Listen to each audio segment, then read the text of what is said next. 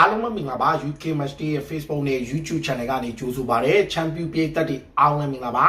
ဒါမင်းညတုန်းက Transfer Window ရဲ့အပြောင်းရွှေ့တစ်ခုမှာဒါတော်တော်များများပြည်သက်တွေကို short ဖြစ်သွားတယ်ကျွန်တော်အားလုံးလည်းသိပြီးသား Chelsea အသင်းရဲ့ Fire Power Chelsea အသင်းပိုင်ရှင်တွေရဲ့ငွေသုံးနိုင်မှုနဲ့အပြောင်းရွှေ့ဈေးကွက်မှာရပ်ပိုင်းတွင်းအပြောင်းလဲဖြစ်အောင်လုပ်နိုင်တဲ့အရေးချင်းကိုသိတယ်ဒါပေမဲ့ဒါတော့မြန်ဆန်လို့မသိခဲ့ဘူး Chelsea ကအစောပိုင်းတွေကဒါ Ipswich Town ရဲ့ England လူငယ်တိုက်စစ်မှု Liam Delap ကိုသဘောတော်တော်လေးကြားတယ်ဒါပေမဲ့နောက်ဆုံး2ပတ်3ပတ်လောက်မှာ Manchester United ဘက်ကိုတော်တော်လေးရိမ့်သွားတယ်ဒါအထူးသဖြင့် Man United က Europa League Final မတိုင်ခင်မှာတကယ်လို့ United တာဥရောပ Champions League ဝင်ခွင့်ရခဲ့ရင်ဒီပြောင်းရွှေ့အားလုံးဟာဖြစ်နိုင်မယ်လို့သုံးသပ်ထားရာက Manchester United က Final မှာ Tottenham Hotspur ကိုရှုံးတော့နောက်ရာသီမှာဥရောပ Champions League ဝင်ခွင့်မရအဲ့ဒီချိန်မှာ Chelsea အသင်းကအစောပိုင်းတွေကသူတို့ဆက်ဆံရေးကောင်းရှိတဲ့ Liam Delap ကိုဆက်သွယ်ခဲ့ပြီးတော့နီးပြ Enzo Maresca ရဲ့ဒါဖြောင်းပြမှုရဲ့ Champions League ဝင်ခွင့်ရဲ့သူပါဝင်ကစားခွင့်ရမယ့်အခြေအနေတွေအားလုံးကိုဆွေးနွေးခဲ့အပြီးမှာ Chelsea က Liam Delap ကိုခေါ်ယူဖို့သဘောတူညီမှုရရှိသွားပြီဖြစ်တယ်ဆိုတော့ David Ornstein မှာလည်းအတည်ပြုတဲ့ Ipswich Town ကို Chelsea ကသူ့ရဲ့ရော်ကြီးစာချုပ်ပေါင်33ပေါင်တန်း30ပြီးမယ်ဆိုပြီးတော့အတည်ပြုထားတယ်ဒီ22နှစ်သားကိုပုဂ္ဂိုလ်ရေးဆိုင်ရာ agreement ရထားပြီးဒီ England U21 ကစားမက Manchester United နဲ့ prefer ဖြစ်ထားပေမဲ့ United ရဲ့ဥရောပဝင်ခွင့်ကြောင့်ရဲ့နောက်တစ်ခုကဒီကစားမတောင်းဆိုတဲ့လောက်ခလာစာကို Chelsea ကအပြည့်အဝပေးမယ်ဆိုတဲ့အချက်တွေကြောင့် Liam Delap က Man United ကနေနောက်ဆုံးမှာ Chelsea အသင်းကိုပြောင်းရွှေ့ဖို့အပီးတိုင်ရွေးချယ်သွားပြီဖြစ်တယ်ဆိုတော့ David Ornstein ကလည်းအတည်ပြုတယ် Fabrizio ကလည်းအတည်ပြုထားတယ်ဒါ Liam Delap ကလက်ရှိ current market ပေါက်ကြီးက35တန်းယူရိုဖြစ်ပြီးတော့ပြီးခဲ့တဲ့ရာသီ Premier League မှာ38ပွဲမှာ12ဂိုးသွင်း2ဂိုးဖန်တီးထားတယ်တခုပဲတိုက်စစ်မှုတစ်ယောက်အနေနဲ့အဝါကက်12ကက်ပြားခံရတဲ့အချက်ကတော့နည်းနည်းတော့ဒါစဉ်းစားစရာအခြေအနေဖြစ်တယ်Manchester City ရဲ့လူငယ် Academy ကစားမဖြစ်တဲ့2024ခုနှစ်ကမှ City က Ipswich Town ကို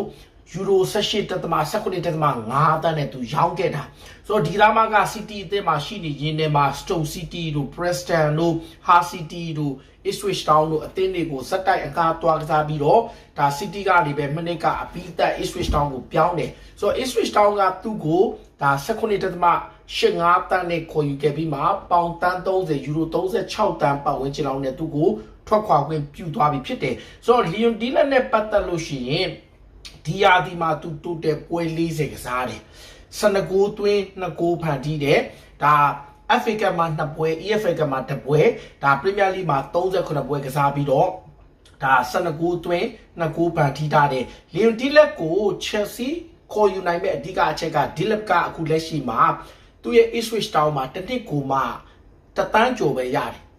ဆိုတော့တပတ်ကိုသူကပေါင်2000ပဲရပြီးတော့ပိုခံစားခွင့် bonus မပါဘူးသူက9နှစ်စာချုပ်ချုပ်ထားတယ်သူရဲ့ရော်ကြီးစာချုပ်ကတန်း30 2029မှာစာချုပ်တက်တန်းကုန်မယ်24ခုနှစ်ကမှသူတစပြီးတက်တန်းတိုးထားတာဒါပေမဲ့လည်းတပတ်ကို2000ပဲရှိပေမဲ့ Liam Delap က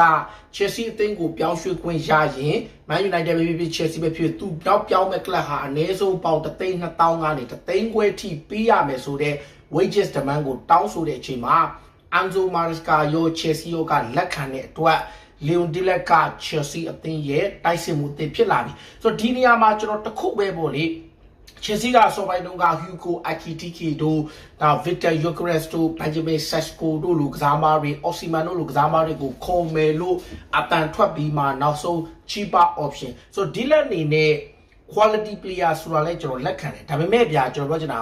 နောက်ထပ် level တစ်ဆင့်ကိုတွားချင်တဲ့ဆိုဒီတက်ပိုကောင်းတဲ့တိုက်စစ်မှုတယောက်တော့ခေါ်တဲ့နာ